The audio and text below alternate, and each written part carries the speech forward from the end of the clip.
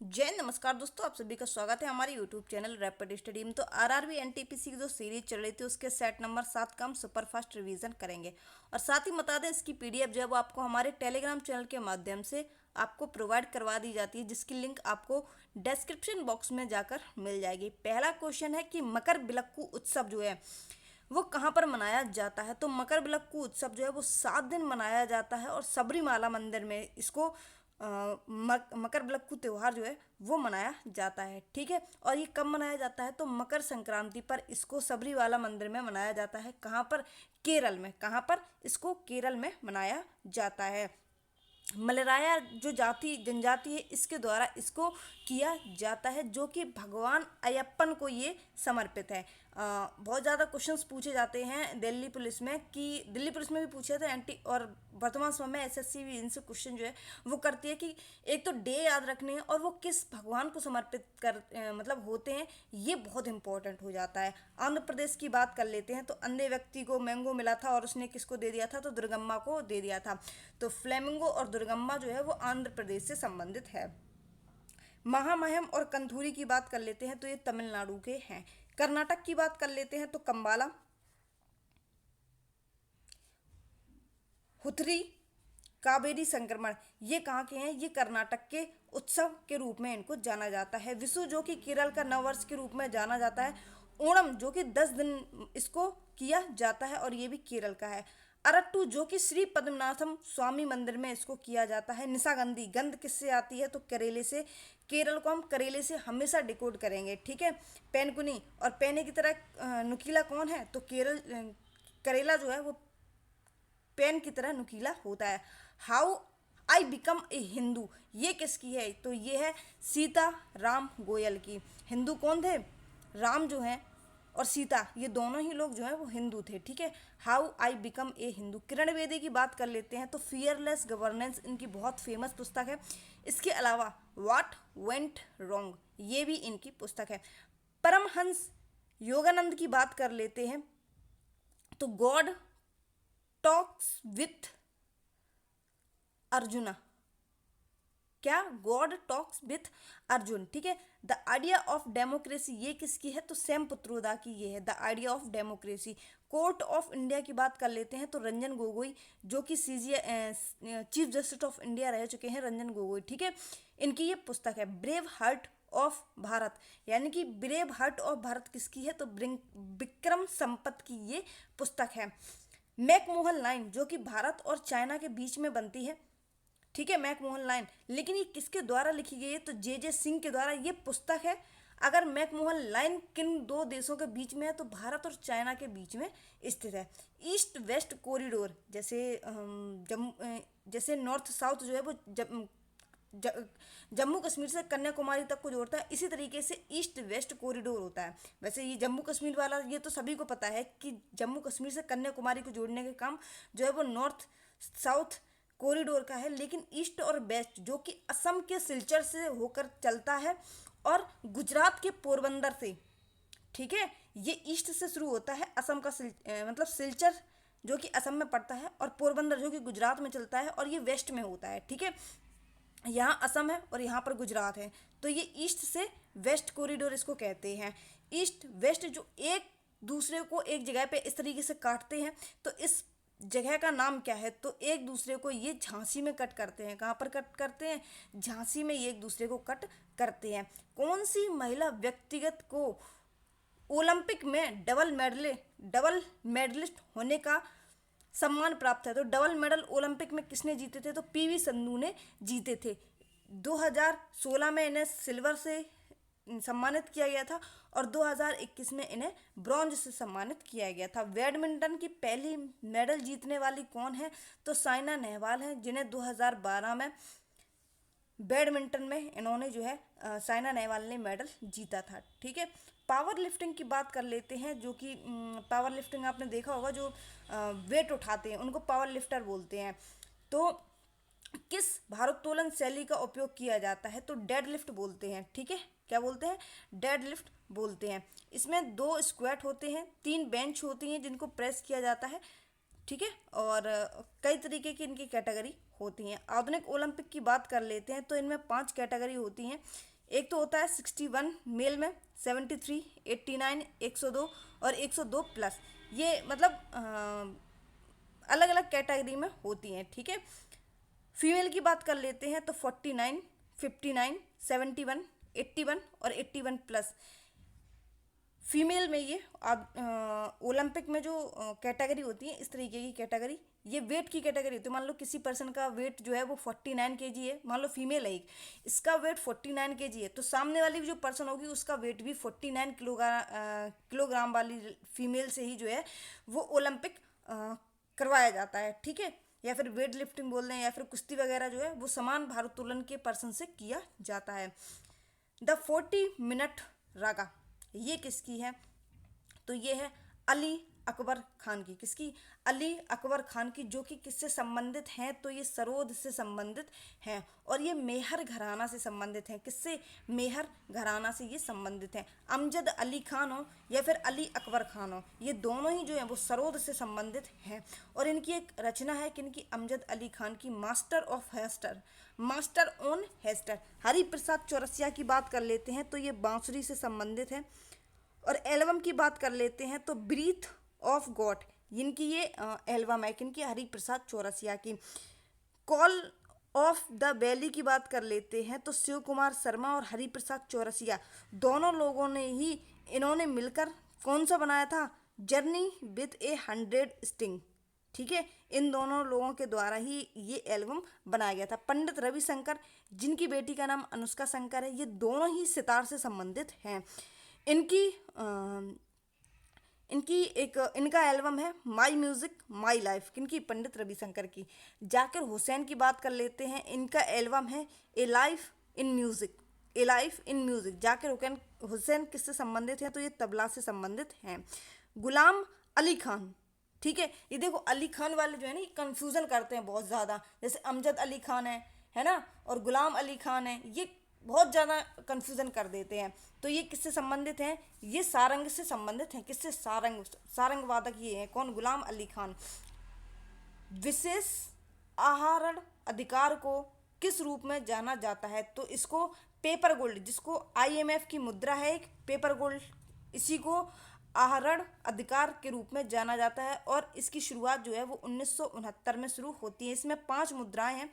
पहली है dollar, euro, येन, pound और रेमनबी। रेमनबी को 2016 में जोड़ा गया है, ठीक है। IMF की मुद्रा में शामिल है ये। बिम्स्टेक की बात कर लेते हैं तो बिम्स्टेक के वर्तमान महासचिव कौन है? तो इंद्राणी पांडे हैं, जो कि भारतीय हैं, ठीक है। इनमें कौन कौन से देश जो है वो शामिल हैं? B से भूटान, I से इंडिया, ठीक है, M से म्यांमार, S से श्रीलंका और इसके अलावा बिम्स्टेक TEC। अब बचता कौन है? नेपाल और बांग्लादेश, ठीक है। कौन बचता है? नेपाल और बांग्लादेश, बाकी इन्हीं में मिल जाते हैं। स्थापना बिम्स्टेक की कब होती है? तो 6 जून 1997 को बिम्स्टेक की स्थापना होती है और बैंकॉक घोषणा के रूप में इसको हम जानते हैं। इसमें कितने सदस्य हैं? तो 7 सदस्य इसमें शामिल हैं बिम्स्टेक में, ठीक है। बिम्स्टेक जो है, जो वर्ड लिखा हुआ है ना, पूरे उतने ही सदस्य इसमें हैं। वर्तमान में महासचिव अभी बता चुके कि इंद्राणी पांडे हैं, जो कि भारतीय हैं। भारत में परिसीमन आयोग कितनी बार स्थापित किया गया है? कितनी बार किया गया है? तो 4 बार किया गया है। कितनी बार? 4 बार। परिसीमन आयोग जो है वो किस आर्टिकल के तहत आता है? तो आर्टिकल 82 के तहत आता है। अगला परिसीमन कब होगा? तो अगला परिसीमन जो है वो 2026 में होगा, ठीक है। पहला कब होता है? तो 1951, और इसकी स्थापना कब होती है? 1952 में। दूसरा कब होता है? 1962 में। तीसरी कब होती है? 1972 में। और चौथी कब होती है? 2002 में। इसके अलावा चलते हैं अगले क्वेश्चन में, कौन राज्यसभा सदस्य चुनता है? तो विधानसभाओं के जो सदस्य हैं, जिनको हम विधायक कहते हैं, यही राज्यसभा के सदस्यों को चुनता है। चुनने का काम इनका ही है।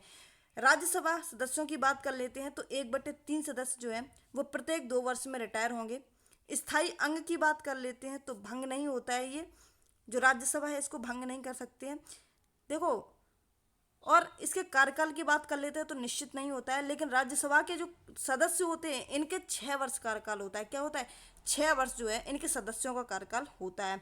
कुल 285 सीटें होती हैं। वर्तमान समय में 245 सीटें हैं, जिसमें यूनियन टेरिटरी की 4 सीटें हैं। ठीक है, 12 जो है वो राष्ट्रपति के द्वारा मनोनीत किए जाते हैं और बची हुई जो है वो राज्य को सीटें दे दी जाती हैं 229।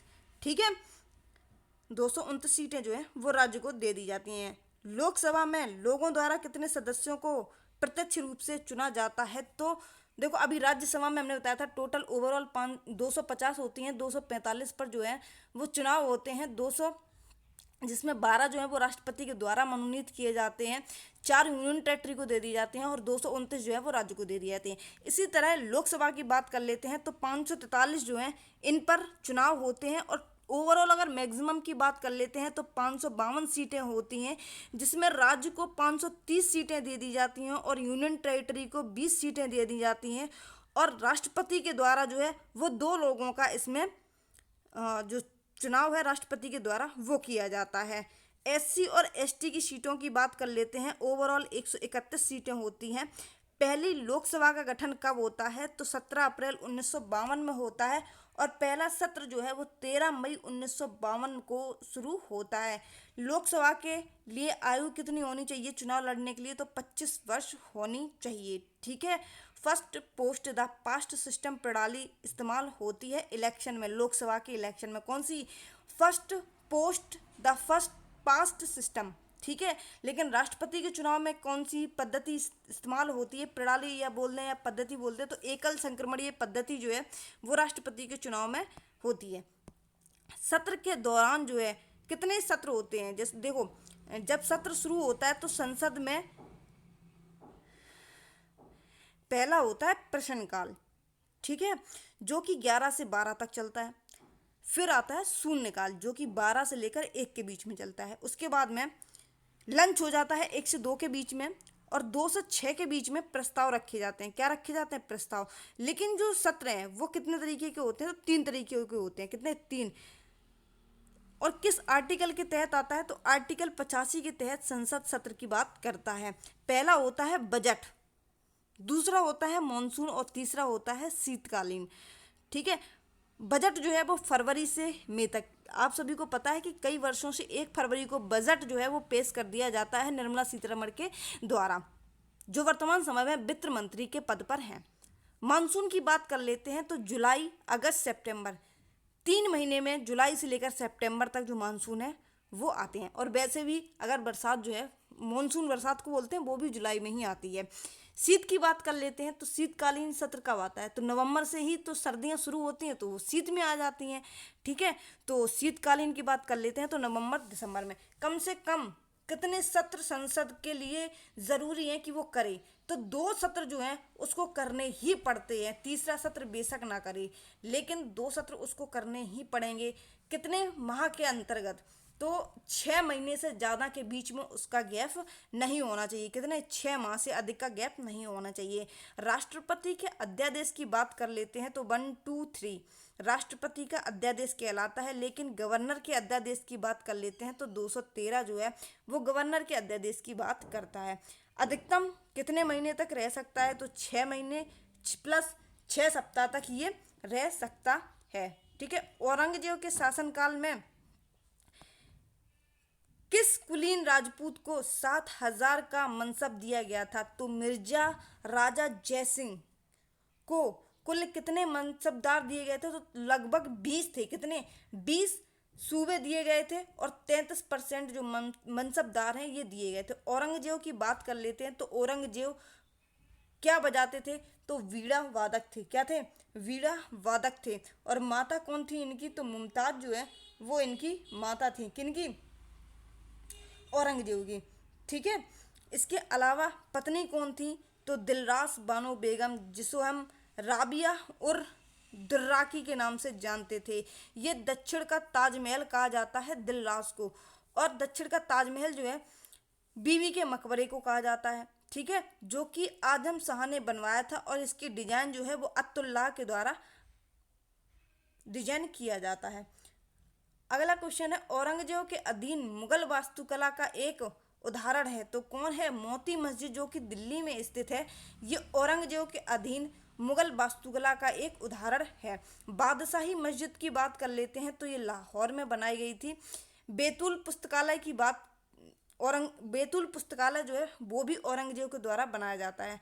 जजिया कर शुरू जो है वो 1679 में औरंगजेब के द्वारा शुरू की जाती है और नौवें गुरु सिखों के नौवें गुरु तेग बहादुर की जो मृत्यु है वो औरंगजेब के द्वारा कराई जाती है। 1665 में हिंदू मंदिर तोड़ने के आदेश दिए थे औरंगजेब ने। 1670 में असम पर विजय पाई थी और बीनापुर विजय जो है वो 1686 में, और गोलकुंडा पर विजय जो है वो 1687 में औरंगजेब के द्वारा पाई जाती है। औरंगजेब ने साहिबात उज जमानी की उपाधि किसे प्रदान की थी? तो जहां आरा जो इनकी बड़ी बहन थी, इनको साहिबात उज जमानी की उपाधि धारण की थी। चांदनी चौक की रूपरेखा इनके ही द्वारा तैयार की जाती है जो कि दिल्ली में स्थित है। चांदनी चौक जो दिल्ली में स्थित है वो जहां आरा के द्वारा ही उसकी रूपरेखा तैयार की गई थी। जहां आरा थी कौन? औरंगजेब की बड़ी बहन थी। 1719 से 1748 तक शासन करने वाले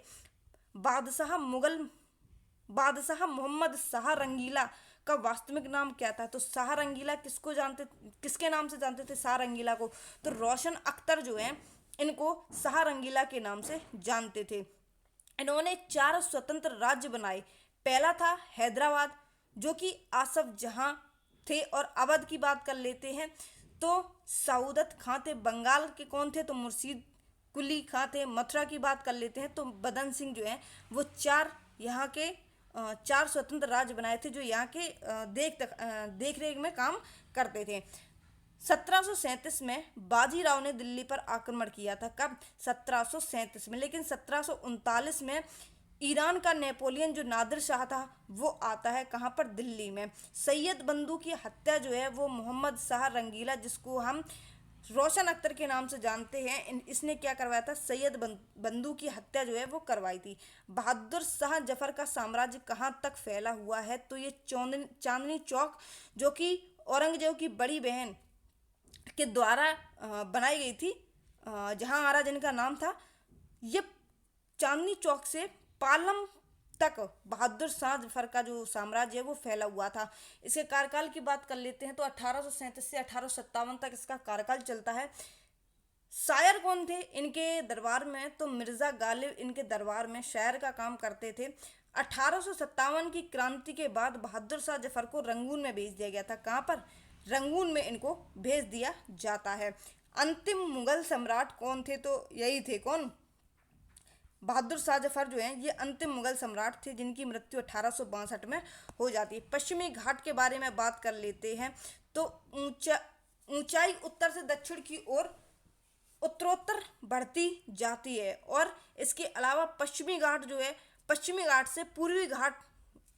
जो है वो पूर्वी घाट से ऊंचा है। इसमें पश्चिमी घाट, ठीक है। सबसे ऊंची चोटी कौन सी है पश्चिमी घाट की? तो अनाईमुडी जो कि केरल में स्थित है, जिसकी हाइट 2695 मीटर है। और सेकंड सबसे ऊंची हाइट कौन सी है पश्चिमी घाट की? तो डोडा बेटा है जो कि तमिलनाडु में स्थित है। पश्चिमी घाट को यूनेस्को में 2012 में शामिल किया गया था। आप बताएंगे योगा को यूनेस्को साइट में कब शामिल किया गया है? अन्य नाम का क्या है पश्चिमी घाट का? तो पश्चिमी घाट को सह्याद्री घाट के नाम से भी हम जानते हैं। पश्चिमी घाट का हिस्सा कौन कौन सा है? तो अन्नामलाई और इलायची की जो पहाड़ियाँ हैं जो कि केरल में स्थित हैं, ये पश्चिमी घाट का हिस्सा है। और तमिलनाडु के नीलगिरी पहाड़ी जो है वो भी पश्चिमी घाट का हिस्सा है। और मध्य प्रदेश की जो महादेव पहाड़ियां हैं ये भी पश्चिमी घाट का हिस्सा है। पूर्वी घाट की सबसे ऊंची चोटी कौन सी है? तो पूर्वी घाट की सबसे ऊंची चोटी महेंद्रगिरी है जिसकी हाइट 1501 मीटर है। वर्तमान समय में आंध्र प्रदेश में है। कहाँ पर? जिंदगढ़ा में है। कहाँ पर? जिंदगढ़ा में। और कितनी है इसकी वर्तमान समय में पूर्वी घाट की? तो 1690 है, क्योंकि ये पहले महेंद्रगिरी थी, अब वर्तमान समय में कौन है? तो जिंदगढ़ा है। कहाँ पर? ये आंध्र प्रदेश में है। अंडमान एंड निकोबार द्वीप समूह का कुल क्षेत्र कितना है? तो अंडमान और निकोबार द्वीप समूह की बात कर लेते हैं तो 8249 वर्ग किलोमीटर है। सबसे बड़ा किस यूनियन टेरिटरी का क्षेत्र जो है वो सबसे बड़ा है? तो सबसे बड़ा है लद्दाख का। कितना है? 59,146 वर्ग किलोमीटर जो है वो सबसे बड़ा क्षेत्रफल है लद्दाख का। यूनियन टेरिटरी की बात हो रही है यहाँ पे, ठीक है, ना कि किसी स्टेट की बात आएगी तो राजस्थान सबसे उसमें जाएगा, क्या बोलते हैं, क्षेत्रफल में, ठीक है। और सबसे छोटा यूनियन टेरिटरी क्षेत्रफल जो है वो लक्षद्वीप है, कितना, 32 वर्ग किलोमीटर, ठीक है, कौन सा, लक्षद्वीप। दिल्ली की बात कर लेते हैं तो दिल्ली का क्षेत्रफल जो है वो 1483 वर्ग किलोमीटर है। राज्य में बात कर लेते हैं तो राजस्थान का क्षेत्रफल जो है वो 3,42,239 किलोमीटर वर्ग किलोमीटर राजस्थान का क्षेत्रफल है। सेकंड नंबर पर एमपी आता है, थर्ड नंबर पर जो है वो महाराष्ट्र आता है, और फोर्थ नंबर पर अपना उत्तर प्रदेश क्षेत्रफल में आता है। सबसे छोटा राज्य कौन सा है, तो सबसे छोटे राज्य की बात कर लेते हैं तो गोवा है, ये याद रखेंगे। उत्तर प्रदेश क्षेत्रफल के मामले में चौथे नंबर पर आता है, महाराष्ट्र तीसरे पर है, एमपी दूसरे पर है, राजस्थान पहले पर है। और सबसे छोटे में बात कर लेते हैं तो गोवा है, यूनियन टेरिटरी लक्षद्वीप सबसे छोटे में, लद्दाख सबसे बड़े में है। दिल्ली के क्षेत्रफल की बात कर लेते हैं तो 1483 वर्ग किलोमीटर है। क्यों याद करना जरूरी है दिल्ली का, एक तो दिल्ली पुलिस में भी ये क्वेश्चन पूछा जाता है, इसके अलावा दिल्ली जो है वो अपने भारत की राजधानी के अंतर्गत आ जाती है, तो ये क्वेश्चन जो है वो इम्पोर्टेंट बन जाता है, ठीक है। यहाँ पर जो है, यहाँ पर प्रति व्यक्ति जो एक होता है ना क्षेत्रफल की बात कर लेते हैं तो शायद जिसको हम घनत्व बोलते हैं, ठीक है, तो यहाँ का सबसे कम घनत्व है। घनत्व का मतलब होता है कि प्रति व्यक्ति वहाँ पर ज़्यादा रहते हैं 1 किलोमीटर के दायरे में। IRDAI का मुख्य कार्यालय किस शहर में स्थित है, तो ये हैदराबाद में स्थित है, जिसको हम insurance regulatory and development authority of India के नाम से हम जानते हैं। और ये जो है 2001 से हैदराबाद में इसका जो मुख्यालय है वो है। इसकी स्थापना कब होती है, तो 1999 में इसकी स्थापना होती है IRDAI की, जो किसके अधीन आती है, तो वित्त मंत्रालय के अधीन में ये आती है। LIC लाइफ इंश्योरेंस की बात कर लेते हैं, जीवन बीमा निगम, इसकी स्थापना जो है वो 1956 में होती है और 1956 एक्ट के तहत में ही होती है। मनरेगा, जिसको Mahatma Gandhi national rural employment guarantee act के नाम से जानते हैं, इसमें क्या होता है, 100 दिन का रोजगार दिया जाता है, लेकिन कई ऐसे स्टेट हैं जहां पर 150 दिनों का भी जो रोजगार है वो दिया जाता है। 2 अक्टूबर 2009 से इसमें MG, पहले नरेगा था, इसको MG जो है महात्मा गांधी, ये जोड़ दिया गया कब, 2 अक्टूबर 2009 से। नरेगा की घोषणा कब होती है, तो 2005 में होती है, और शुरू कब होती है, तो 2 फरवरी 2006 को इसकी शुरुआत हो जाती है। और MG कब जोड़ा गया, तो 2009 में इसको जोड़ दिया गया था। नरेगा का प्रस्ताव किसने दिया था, तो ये PV नरसिंह राव के द्वारा नरेगा का प्रस्ताव दिया जाता है। जंक ईमेल किसको कहते हैं, जंक जो स्पैम वगैरह होती हैं अपनी ईमेल में आती रहती हैं उसको स्पैम बोलते हैं। एप्लीकेशन सॉफ्टवेयर की बात कर लेते हैं तो जो ग्राफिक सॉफ्टवेयर हैं उनको एप्लीकेशन सॉफ्टवेयर कहते हैं। ऑपरेटिंग सॉफ्टवेयर कौन कौन से होते हैं, लिनक्स, मैक OS और यूनिक्स जो है वो ऑपरेटिंग सिस्टम के रूप में काम करते हैं। वर्ल्ड वाइड वेब, जिसको हम WWW कहते हैं, ठीक है, 1989 में टिम बर्नर्स-ली ने इसका आविष्कार किया था, WWW का, ठीक है। ये क्वेश्चन पूछा जाता है कि WWW का फुल फॉर्म क्या है, तो वर्ल्ड वाइड वेब।